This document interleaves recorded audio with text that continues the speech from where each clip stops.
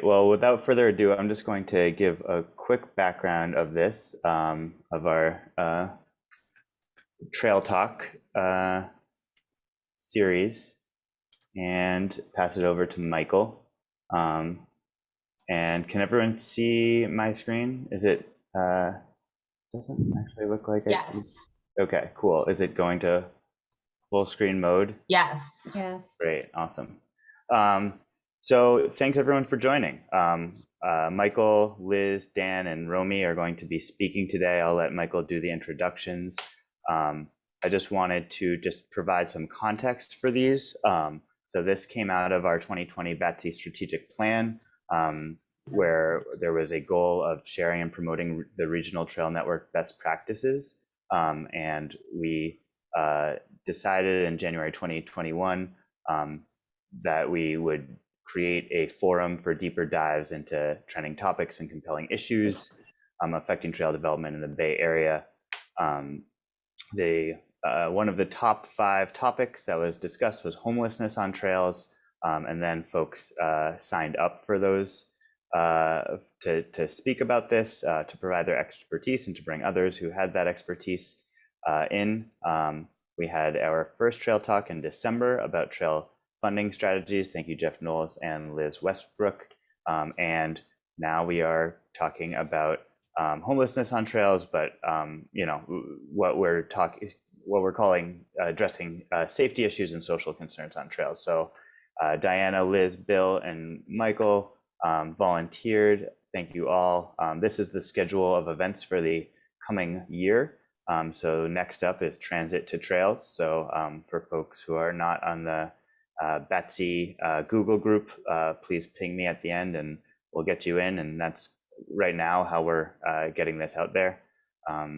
And yeah, get involved. If you're interested in another trail talk, let me know. If you have some expertise or know somebody who does on the trail talks that were mentioned in the previous slide, transit to trails, user conflict on trails, equitable access to trails, please let me know.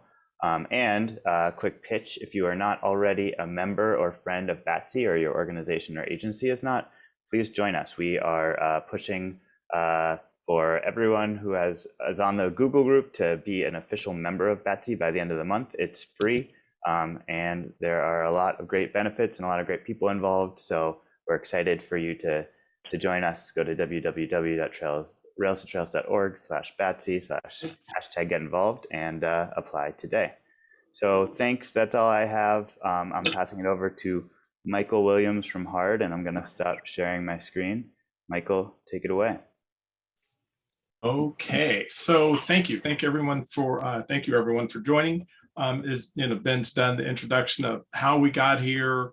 This is just the first of it's the second trail talk, but it's the first one on addressing trail safety, you know, public safety issues on trails or related to trails. So we will be coming back to this topic again in the future.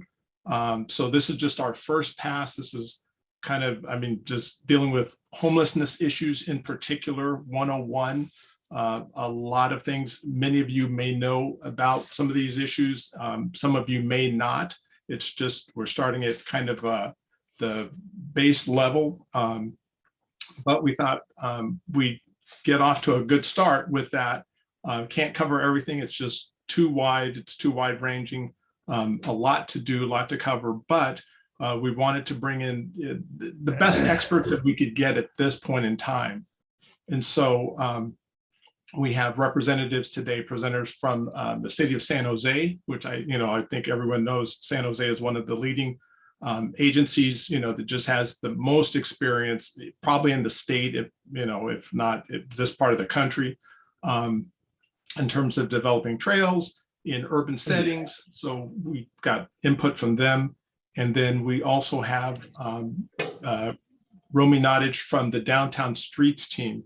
And if you don't know anything about Downtown Streets team, you have to look them up and do some research, look online. When we get done with this, we will, at the end of this, I think this webinar is being recorded. So that's one, we'll send out that. You'll probably get the slide decks as a part of that at some point. But we are also going to be putting together a little fact sheet or that also has some links and contact information for the presenters. And just so that you'll have some persons and links to follow up on for future resources, because I think this is going to be important. It touches on if you have a trail at all of any sort, you're going to be touching on this issue. And so I guess we will go ahead and get started. So our first presenter today is Liz Sewell from the city of San Jose. She's the trail manager in the capital improvements group. And then we will also hear from Dan Greeley, also from the city of San Jose. He's a park manager in the maintenance and operations group.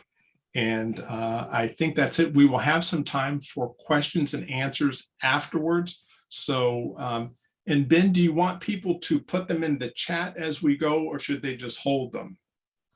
Yeah, that would be great. I mean, I think you can do a mix of both. I can monitor the chat, and but you know, folks will have plenty of time at the end for questions, and so feel free to ask them then. Okay. Okay. So with that, I will turn it over to Liz. Thank you. Thank you, Michael, for that glowing recommendation. If you live in the Bay Area and you haven't been to San Jose yet, come down and check out our trails. We have some beautiful ones that I will actually be introducing now. And I see a lot of my old colleagues from Rails to Trails on the line, and I am suddenly feeling very nervous. So I hope I do you proud. So again, my name is Liz Sewell, and I am the trail manager for the city of San Jose. I'm taking over for Eve Zudi, who was the trail manager for over 20 years. I'm very excited to, again, walk you through our trail network and showcase some trail user feedback from our annual trail survey. And then also show you a beautiful new project that we have along Coyote Creek in San Jose. And then describe measures that we have taken to ensure that people feel safe along the trail. We got a bag of them in the veggie keeper, by the way, to get out next. Yeah, bag them. Let me just interrupt 1 second. Yeah, we're going to ask people to please mute while our presenters are presenting. Thank you very much. Thanks, Michael. I thought that was a troll of some sort. I'm glad it wasn't. So on the screen right now, you see San Jose's trail network. This is a brand new map that our GIS department put together. In orange are the trails that are in some stage of development, and in green are the trails that have been completed. So the Coyote Creek Trail, and I have a closer map, a close-up of the Coyote Creek Trail in the next slide. But for context, it runs from El Viso in North San Jose all the way down to Hellier Park and beyond. And when it's complete, it will be a fully multi-jurisdictional trail of about 20 miles. Also on this slide, I have highlighted a couple of interesting numbers from our most recent trail survey. Our trail survey has been happening for about 15 years now, and it traditionally, historically, we had a very high number of commuters, around 30 to 50%. Since COVID began and people have been working from home, our active transportation users have dropped by 15 to 35%, but so they're at 15% according to the latest survey. But our health and fitness, I don't remember the numbers from the past surveys, but they have increased to kind of offset the drop in active transportation. So that's a really interesting number that I wanted to pull to show people that even though people are not commuting on our trails, they're still definitely benefiting from them. Also, I'm going to go through a couple of other questions from our survey, and I just wanted to let you know that we had about 250 responses this year, which is average for an annual survey. Okay, so this is a close-up or a closer map of the Coyote Creek Trail that is new. So you can also, I just wanted to highlight really quickly that while we have made a ton of progress in our trail network over the past years, you can see all of this green, we do still have some trail gaps, and they haven't all been fully built out. which does reduce the potential for use. You can see that this new trail is in the middle of many of these now dead ends. 5 Wounds is kind of right here in the screen. It will continue to extend north. The Coyote Creek Trail will continue to extend north and south. But this was a huge accomplishment for the city to complete this trail. So as I was saying, the gaps do reduce the potential for use. And I know that I'm kind of preaching to the choir when I say that the more connections, the more use trail will get, the more public eyes will be on the trail, and the more people will be monitoring the trail, and the less occasion people have to do bad things and disuse the trails. But unfortunately, like I said, during COVID, many of the downtown trails, especially near the dead ends, are becoming heavily overgrown and disused. We just can't keep up with them. And it tends to make people feel unsafe and decrease use. So one other question I wanted to review from the annual survey is a question that was focused on what is preventing people from using the trails. So you can see here that the issues that people were most concerned about are litter and pavement condition and general maintenance, but 58% of users selected other, and we had a comment box for people who selected other, and 72% of the people who selected other, it was related to social issues such as vehicles on trails, crime on trails, encampments on trails. So it just showcases that when trails do look like they're not taken care of and no one owns them, then they're not inviting for trail users. So next I'd like to talk about CPTED, which stands for Crime Prevention Through Environmental Design. And it's a principle that, around how disuse is less likely to occur in well-maintained public space that has strong territorialism, or ownership from the community, and offers surveillance and is well maintained and all the good stuff that we've kind of discussed. This is our plan set for the Coyote Creek Trail, and I wanted to show it before I launch into the before and after photos, just so you can see how much thought we had put into making sure that the trail aligns with as many CPTED principles as we could align it with. So here you can see it connects a couple, you can't see them here, but I'll just tell you that it connects a few schools, many parks, and there's residences all along the side. I think it's the southern side or the bottom side in this photo. So there's potential for it to have a huge benefit to the community. And among the principles that we kind of honed in on, awareness was a big part of it, and using gateways that illuminate the trail to interested parties and show them that they're welcome. Bollards, which is an issue that I'm really interested in hearing from people on, because recently we've had a fairly large issue with private vehicles on trails. So we're kind of grappling with preventing private vehicles on our trails while still making them welcoming and not being, and also still aligning with the US Highway Design Manual, Chapter 1000, which talks about hindrances on trails.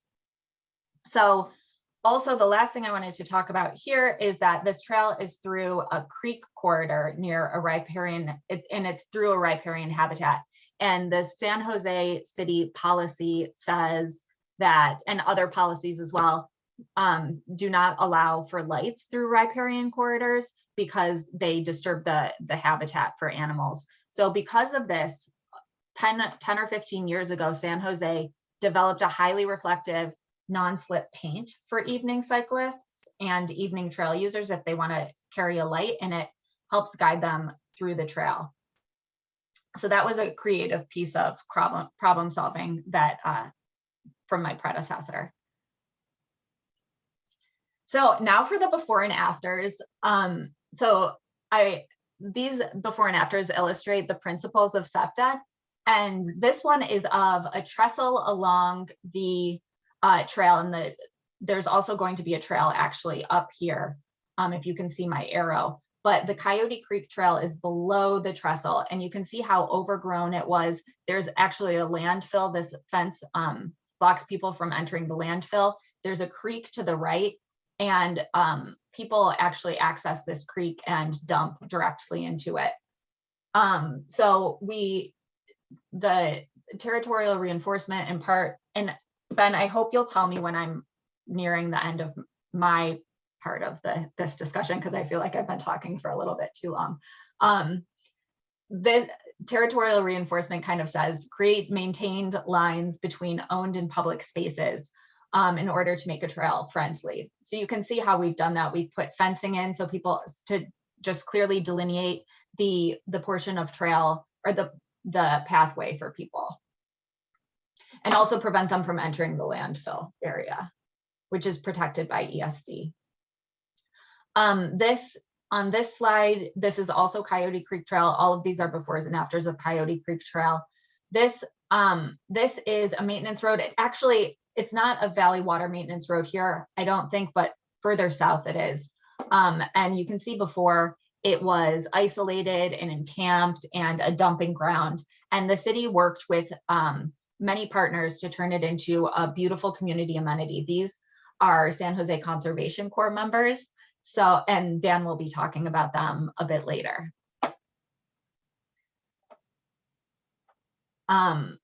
Natural surveillance, people are less likely to commit crimes if they're at risk of being seen.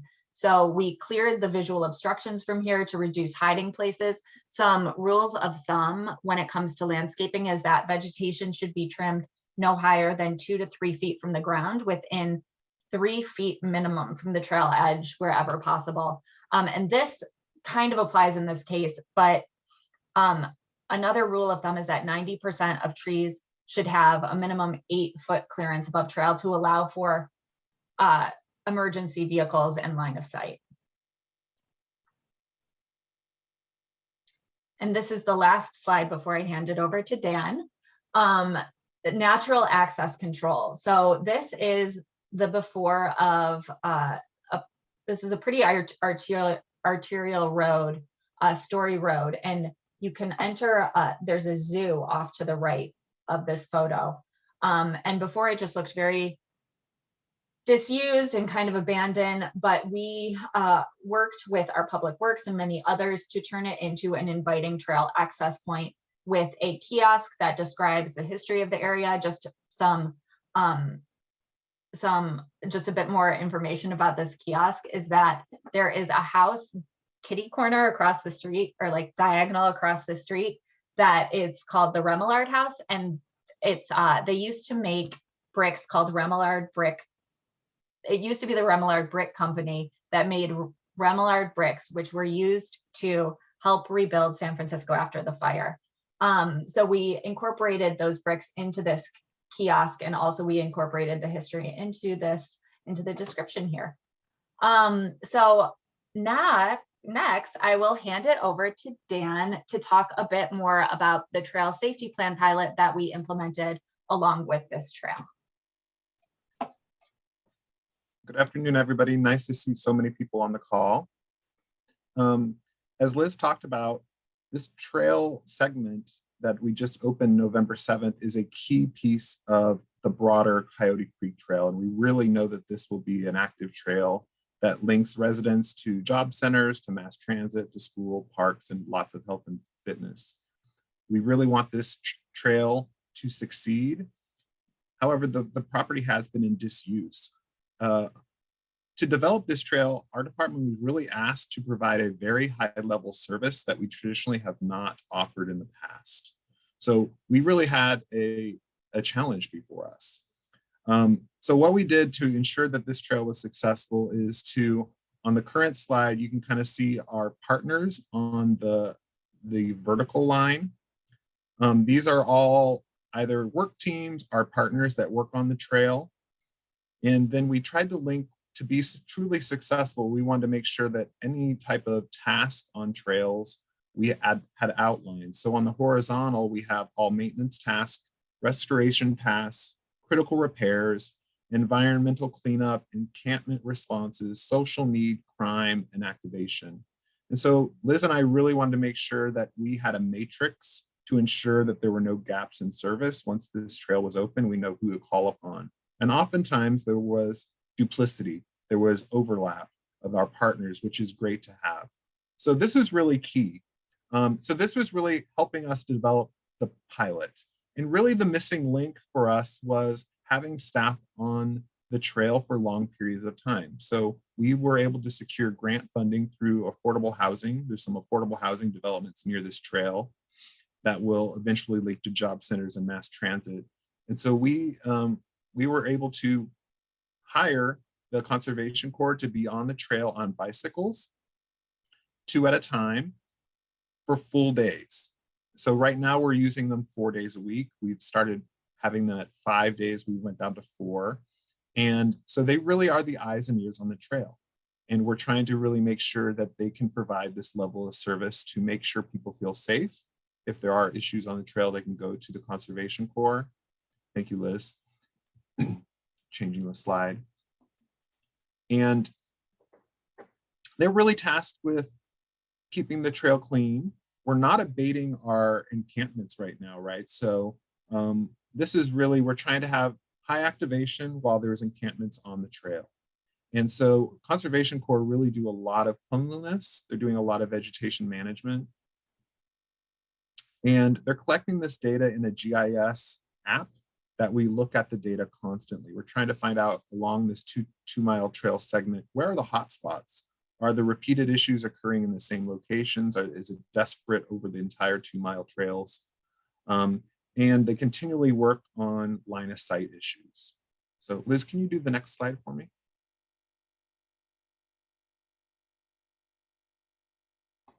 Liz might have just frozen on.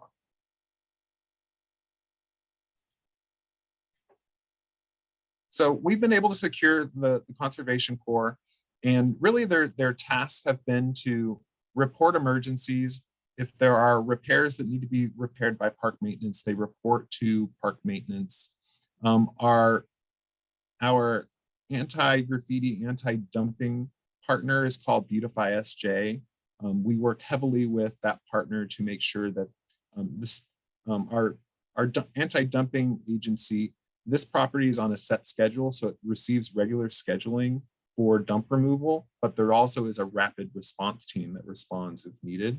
And then our homeless response team services this property, as well as park rangers and park maintenance. As you can just see, there's so many agencies involved to try to ensure that this trail segment has this sense of security so that the user rate is high and kept high. Liz, can you go to the next slide for me? Using the data, this pilot launched in November, so we're still really early on in collecting data. And Conservation Corps do a great job collecting data that we review bi-weekly. As you can see, there's kind of some clusters. And so this is really interesting for us because, potentially we can use this data if we didn't receive as much grant funding the next round, maybe we could really concentrate our efforts just in certain areas. So that's really our job, is to really follow the data and to monitor it, look for trends, look for seasonality, look for trail users decreasing or increasing, and try to make sure that this tool that we have, we deploy it accurately. From the data, we're finding out that, as we kind of expected, cleanliness on the trail is the main thing. There are encampments on this trail. And so we're having Conservation Corps on there to really make sure that trash issues or any type of issues can be addressed to keep trail users up. Liz, can you go to the next slide for me? Another level of service that was asked by policymakers was to have a police presence on the trail system, again, to ensure that this trail succeeded. So with support of a very prominent partner, Valley Water District, San Jose Police Department received grant funding to have police officers on bikes patrolling this park 8 to 10 hours a day, 7 days a week.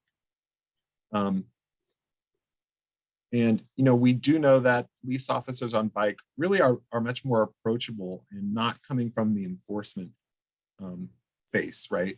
So police officers on bikes really can build contacts with trail users, with the unhoused, and they can be proactive in crime fight. We are sharing data. We're sharing our data on the conservation board with police officers. And once they really fine tune their data collection tool, they'll be sharing with us. We're very excited. These are 2 separate pilots, 2 different grant funds. And so they're kind of happening at the same time. And we are still working through some communication issues, but we do communicate very well. It's just the data collection. We haven't been able to really align our data collection items. Our rangers really monitor the radios the police use all the time. They're on the same radio system. And so we actively are hearing the police really involved on the trails. And we hope that the data really backs up that they're out there either offering education, giving out warnings, or are they involved in investigations or enforcement? So we're very interested to find out what activities that they're doing and that they're collecting sound data so that we can apply for additional grant funds down the road. Liz, can you go to the next slide? And really that's our next steps. We have been asked to provide a very high level of service that we've never offered before on other trails. And so this is something that we haven't done before. It is very important for us to collect really sound data, and the data really leads us into how we schedule and respond to either trends or increases or decreases in service requests. And this data really will lead us into applying for additional grant funding. Since this is something new for us, having to really communicate, collaborate across multi-work teams and agencies from the police department, Valley Water, Conservation Corps, Beautify SJ, our homeless response team, and many nonprofit partners. It is quite an interesting challenge. We are seeing the benefits of it and it's worth it, but we are still in the very beginning phases of this pilot. And then things are always growing on our trails, right? So resource management, vegetation management, line of sight issues is just something that we need to make sure that we always stay focused on and not just get distracted on if there's dumping or other types of issues. We really need to have a holistic approach to make sure this trail is successful and used. And then, the task before Liz and I is to make sure that this data really is going to be sound and that we know that there's grant funding out there and that we are going to be able to use this grant to prove that we are leaders in trail development and trail operation and maintenance and secure funding to make sure that this is something we can do moving forward. That is the end of my report. Ready to hand it over to Michael, I think, to introduce the next speaker. Okay, great. Dan saved 1 minute off of his time. So Romie, you've got that coming to you. I'm sure we'll use it up in the Q&A. So yes, next we have Romie Nottage from Downtown Streets team, and I will let her, she's going to do kind of like a 2-part presentation. So I'll let her introduce herself, give you her background, and tell you more about Downtown Streets team, but it's pretty phenomenal. So you're really just on your own after today, and I'm sure you'll want to after you hear her, but go look them up and be prepared to do some research. But we will hear from Romie, and then we'll come back with Q&A for Liz, Dan, and we'll maybe have Ben read through some of the questions that came in over the chat too. So, okay, take it away, Romie.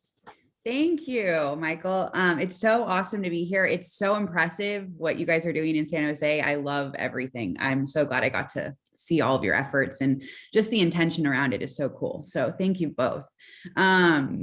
I'm Romie. I am a licensed marriage, family, and therapist, but I've also worked in the homelessness system for about 16 years now. I grew up in Napa, actually started at Napa State Hospital as an intern and moved my way through almost every level of care in the system, everything from psych emergency to transitional and crisis residential treatment programs. I've worked in prison settings and permanent supportive housing. Actually did work in Santa Clara County for about 2 years, which is awesome. And I have had a majority of my time in the Tenderloin overseeing clinical teams who work in permanent supportive housing before coming to Downtown Streets team. So it's so cool to see all the different facets of society coming together and talking about this, major issue and social issue we have. And I'm really excited to share Downtown Streets team with you guys today. I'm going to first start off with just giving you a little bit of context of who Downtown Streets team is. And then we'll go into a little bit of understanding the population that we serve and the populations that you guys are probably encountering on your trails on a daily basis, and kind of a solution to not only supporting individuals in finding their self-sufficiency in the world, but beautifying areas that matter to the community and matter to public activation and cleanliness and safety and things like that. So happy to be here. And here's a little bit about Downtown Streets team.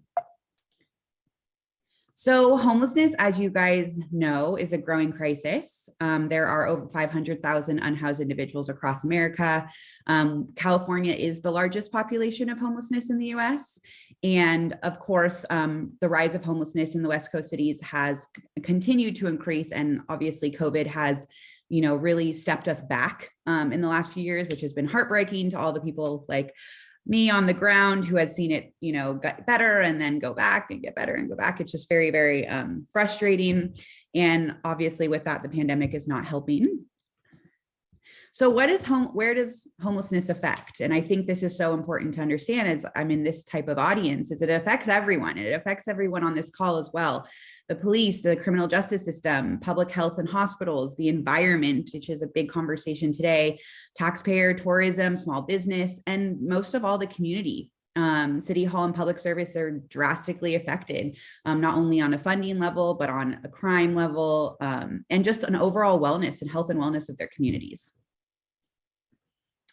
So I have a question for you guys if you want to use your chat. Just a little fun question to get us kind of started with this is, what do you guys, out of all of these options, what do you guys think the worst part of homelessness would be if you were? It can, just pick one and let's get a few answers on here. Yes, bathroom. Thank you, Ben. It's super real. Anybody else? No privacy. Yes, absolutely. Who does not want any privacy? And also their worst days being on public display, right? Safety, sleeping, absolutely. Shelter. Yes, safe at night as a woman, for sure. Yes, all of you guys are so on it. Next meal. Yes, just so many basic needs being completely just out of sight. And, obviously we're in survival mode. You are in survival mode. Yes. Yes, no shelter tonight or anytime, like just not knowing the unpredictability of it. So one of the reasons I asked this question is that Downtown Streets team was founded in 2005. And in 2005, the founder, Eileen Richardson, took a survey.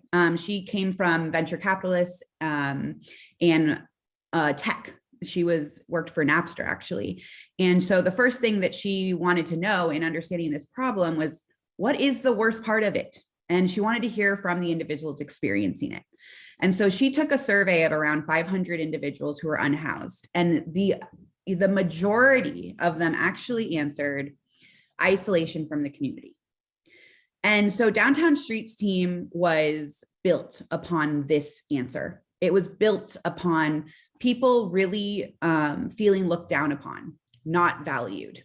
Their trauma being in public display and what that did to self-identity and how people internalize that, and their their idea of who they are in the world was just fractured and traumatized. And it's an interesting answer because it's not what we usually go to. It's usually, how do we survive? And it really became from this social construct of who am I in the world and how do people look at me? And, being walked across each day or being looked down upon was the worst part.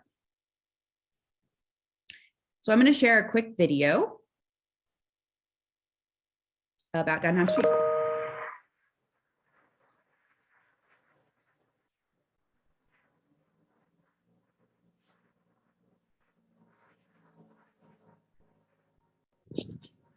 My name is Kiara Wells.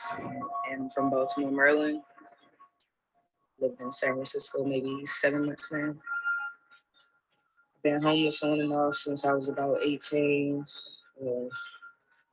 Had family with homes, but because of my lifestyle, I'm a lesbian, they kind of just look at me different, so I'm like the outcast. I just want stability. And I just want to be happy and help people. I volunteer for the Downtown Streets team. I get the outreach to homeless people. Some people that society look down on, I get the outreach to them and let them know there is hope. You just got to want to get out there and do something.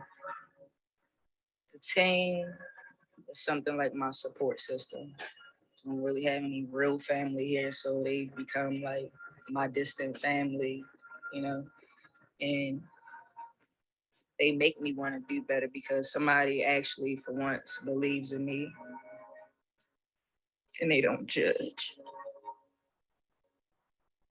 Sometimes society can look at me and say, oh, she has dreads, she has tattoos, she's a thug. And I'm not. I'm smart. I want to help people while at the same time trying to help myself. When people take the time to get to know the real me, it makes me feel like I actually exist. All it takes is just for somebody to see me and realize that we're not so different. We're more alike than anything. And to do something as simple as just saying hi.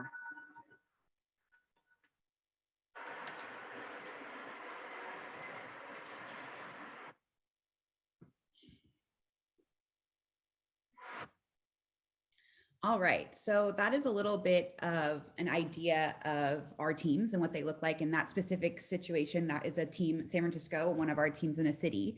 However, we are in 16 cities across the Bay Area with all different types of routes, shifts, in a lot of them, including natural habitats and trails.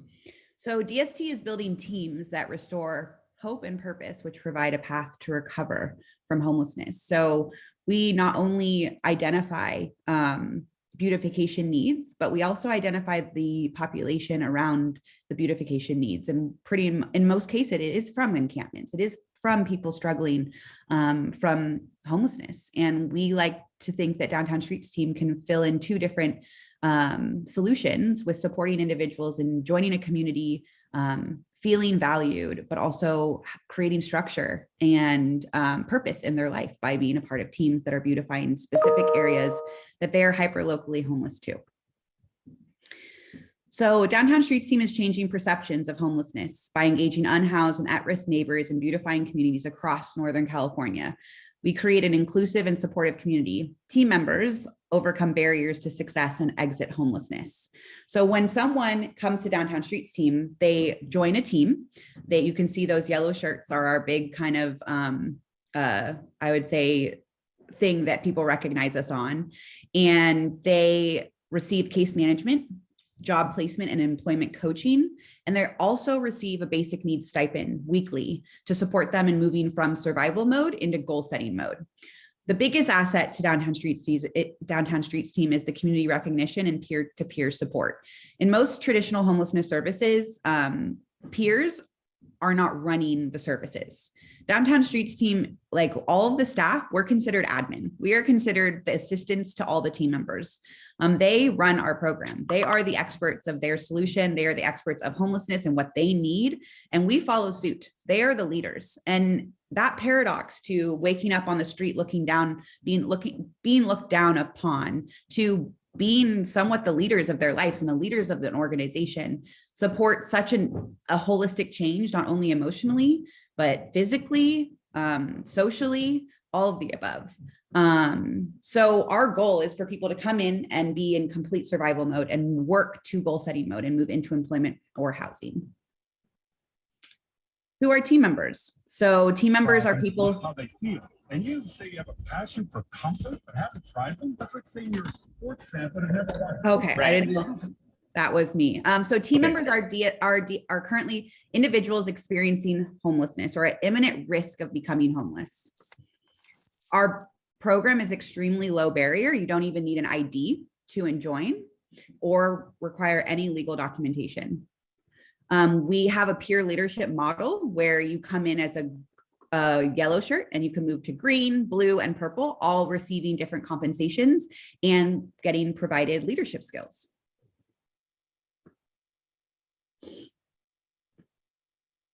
So success meetings. So success meetings are our kind of heart and soul of DST. They are every single week at the same time and same place across 16 of our cities. And it's where we celebrate the successes of our team members on a daily, weekly basis. So the success meetings are full of music, clapping, celebration, hugs.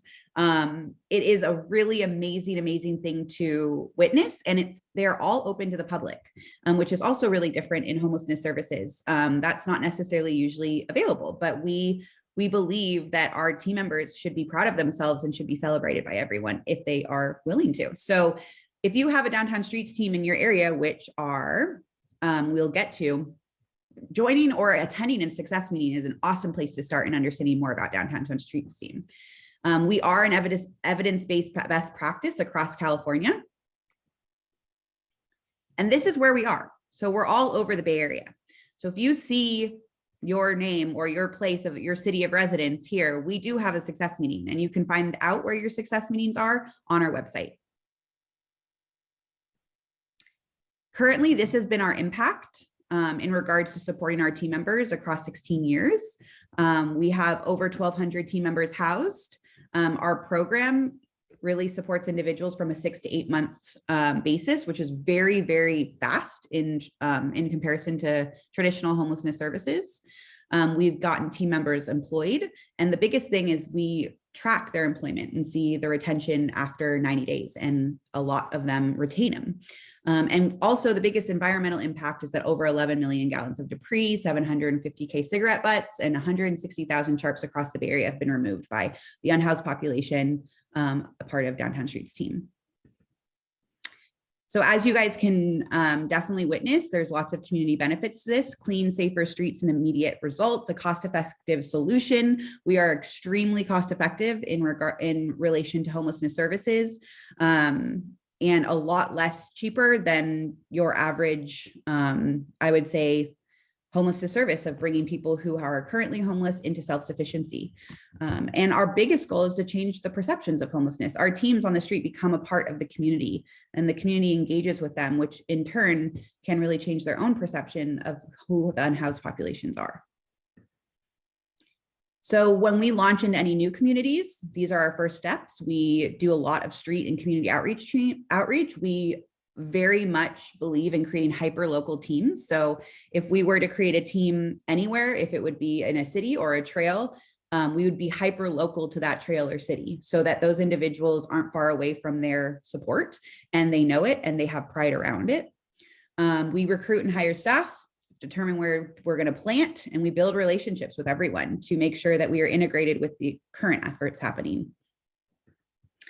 And then lastly, I'm just going to share one more story on a story of one of our team members who went through the process of Downtown Streets team and how it's supported her in exiting homelessness.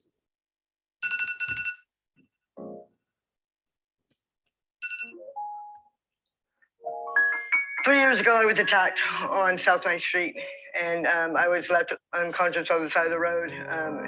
As the attack was happening, I watched people jump fences, climb trees, and just hide and watch this attack happen. And afterwards, I felt like an animal. Nobody would help me. Nobody would let me use their phone, and I had to walk the 2.3 miles to the doctor's hospital. And I just knew I was done with being homeless on the streets. I shortly went to Sacramento after that, and that's where I learned about DST. And within like 6 months of coming to Modesto, DST was launched, and I went to Mo's Outdoor Emergency Shelter and started my journey there. DST is definitely a miracle worker. What DST means to me is it's not about cleaning up garbage and clean up our cities. It's about bringing the community together and restoring lives and rebuilding faith in humanity. and a great network and system of support. It's amazing. You guys think this is about my story? It's about DST and what it means to our community and to our lives, and what it's doing is it's giving our future back. Whatever hope that we've lost before, it's being restored. And it's that hand up, like somebody caring. Most of us stop caring because when people stop caring about us, we stop caring about ourselves. And that just hand up and that consistent support. We're not just dropped off at a facility like baggage. You know, there's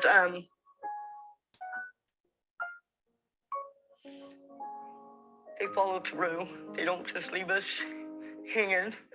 And when we stumble and we fall and we feel like there's no hope, they're there to pick us back up and lift us back up. Not just the staff, but my peers.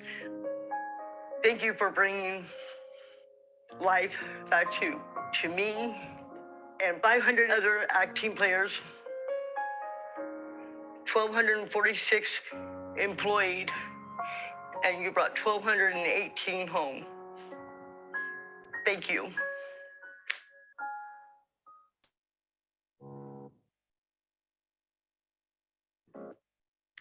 So we are really in the work of changing homelessness and really the perceptions in which people have around the homeless community. And I would be happy to answer any more questions and talk a little bit more about how Downtown Streets team could work for your community. Okay, I think I'm going to step in here. And of all the people that are on this call that I've had to introduce or say something about, Carrie is the hardest person for me to have to follow right now. So thank you for setting me up for that. So I think what we're going to do is go to Ben. Ben will read through some of the questions and we'll try and answer them. And I think panelists, you're going to have to maybe jump in unless Ben remembers who it was addressed to. We've got about, I think, 10-ish, 12-ish minutes. So let's see what we can get to. And just for everyone on the call, anything we don't get to, again, we'll provide some information to you and you can contact the presenters directly. And maybe we'll try and compile some of this data because it's beneficial for us today. But I mean, we all know people in other agencies and organizations that can use it. So we'll seek to do that. So I'll turn it over to Ben. So we had a question from Victoria for the Liz and Dan team. Just a question about affordable housing. Was that funded by AHSC or was that another source? AHSC. Some federal funding was used as well. That was an easy one. I know you answered this partially in chat, Liz, but Christina asks, tips for easily collecting trail user counts. Yeah, and that might be an offline conversation, but a brief answer now. Yes, thank you. I think that is definitely an offline conversation that I'm happy to set up with me and my staff member, Beth Tidwell, who's on this call. There's no easy way to do it, but if you can partner with a good group of advocates, it becomes a bit easier. And it's a one-day trail count that we do every year. Great, thank you. Question, I guess, for Dan, since he presented on the Conservation Corps or Trail Corps, but is that team supporting the homeless population there, and how so? Yeah, it's a great question. You know, the Conservation Corps is really focused on the environment immediately near the trail. And we have our other service partners that are really working with the unhoused in the area. And this property is what we would call a high need area. And so our homeless response team tries to deliver more services to this area. And so there is kind of dumpster and trash service on a regular basis. There are porta potties and hand washing stations at this station. I don't think that really answers if we're doing it equitably and empathetically, but this site has been identified that there's a higher social need and we're trying to respond. Kind of another interesting way to look at equitable and empathetic was San Jose is divided into 10 elected districts. And this district is in Council District 7, and this district has a high proportion of the unhoused in it. And so this council member really asked our department to, when this trail is built, she didn't want additional negative impacts of a disused trail to fall in her area. So this pilot is kind of a way to try to address some equity issues, as this area overall has a lot more unhoused than other areas, and maybe some of those negative impacts are going into residents nearby. And so we were asked to try to have an equity lens on this property. So, and we are still learning and trying to find resources to do this in a more equitable and dignified way. So I appreciate Downtown Streets team. We do have Downtown Streets team in San Jose as well, and a frequent partner. And one more question for you, Dan, and maybe you as well, Liz, was just in terms of the police presence on the trail, were there folks that had concerns about that, and how did the community feel about the increased police presence, and how did you address those concerns? Yeah, we've only heard positive feedback from this. So Conservation Corps here, the Rangers here, and we've only heard positivity on this effort. Again, we are still waiting to get police data from this early pilot, but from the evidence and the testimonials that we've heard, they've been positive. But there probably have been some people that don't like this. They haven't come to us yet, and we haven't really been in this pilot. Well, it's been 2 months. And so we probably do need to do a little bit further outreach. I'd like to also highlight that this council member for this district is amazing, and it is her initiative. And she's very intertwined with the community. Great, thank you both. Question for Romie is the folks that have not succeeded through your program, can you give any reasons for that? Or any anecdotes about why that might be the case? Yeah, so I think homelessness and moving out of homelessness is a very complex issue and is very individualized to each situation. But in most cases, Downtown Streets team does require, participation. And one of our biggest goals in supporting people in moving into self-sufficiency is structure in their daily life.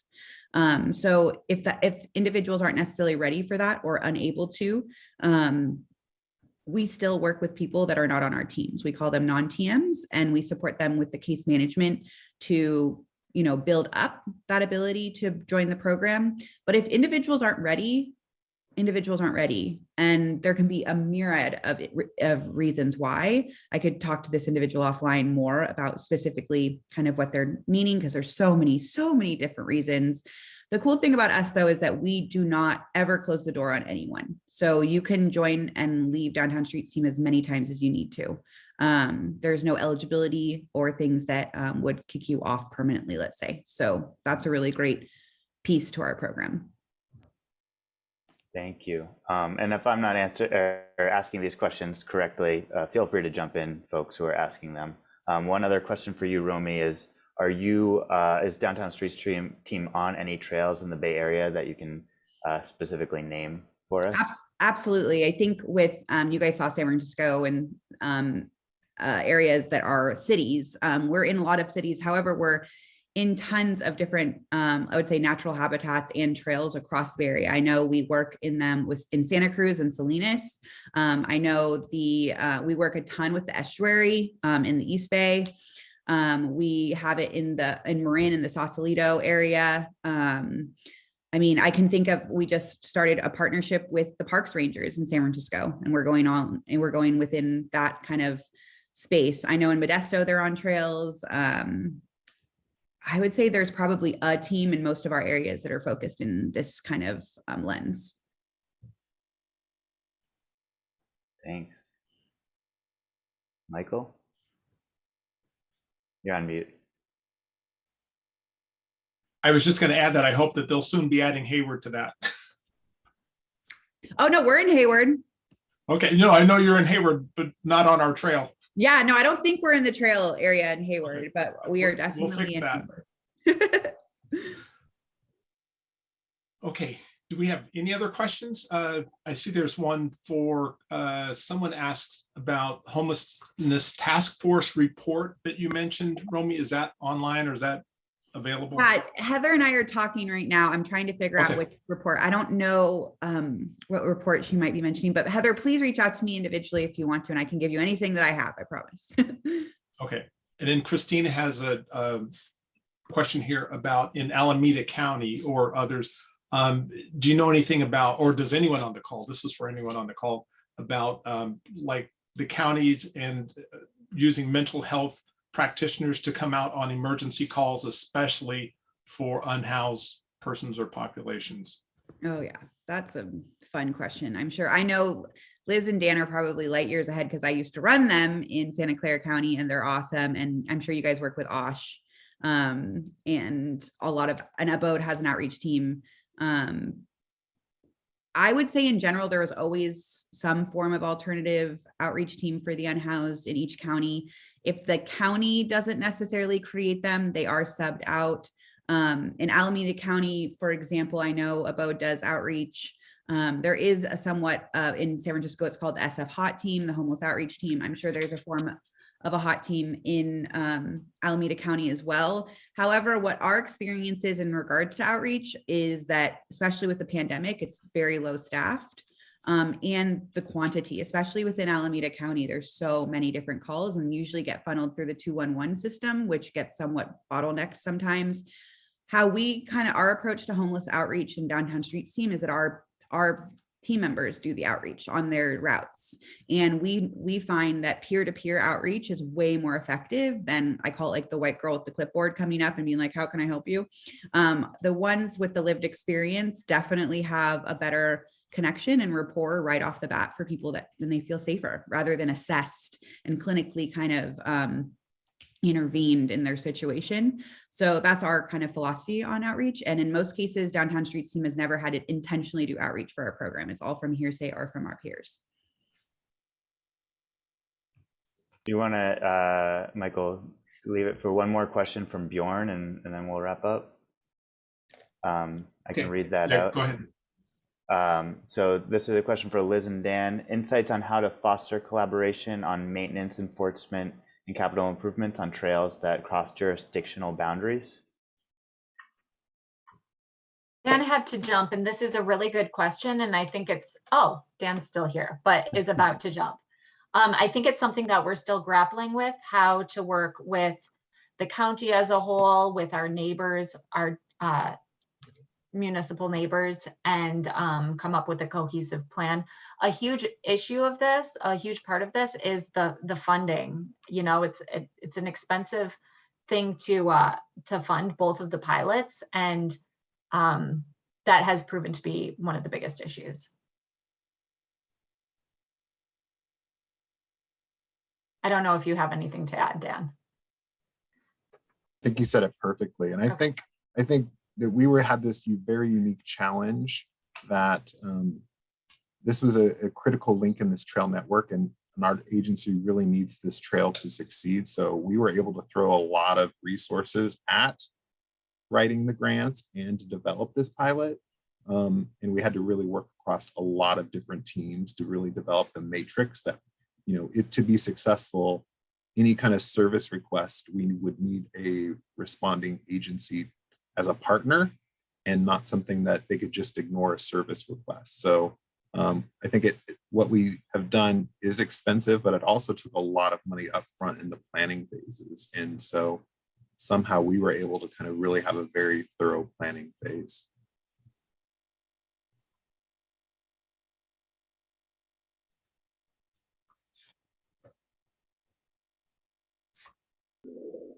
Okay, so Dan is gone, and Ben, I think at this point, looks like we're at the end of our time. So I'll let you, I'll thank everybody, but I'll let you talk about how they could get the recording and what slide decks we'll make available. And then as promised, we will issue our little fact sheet that will have some additional resources. So it may or may not come with the recording and the slide decks, but you will get that sometime soon, everyone that's on the call, and you can use it for further distribution.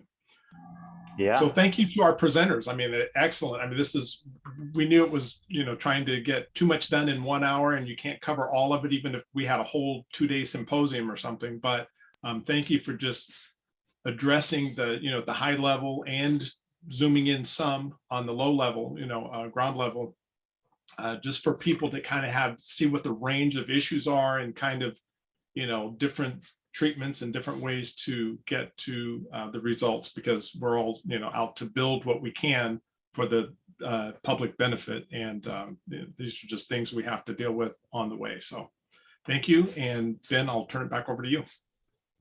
Thanks, Michael. Thanks, presenters. That was amazing. Thanks, everyone, for joining. I will be in touch with everybody on the BATSI Google group. If you are not already signed up, shoot me an email, benk@railstotrails.org, or become a member on our website, railstotrails.org/BATSI, and you will get signed up automatically through that. And yeah, just thank you all. We look forward to having you at the next Trail Talk, which will be in May, most likely, and that'll be on transit to trails. So thanks for sticking with us 5 minutes over, and have a great day, everyone.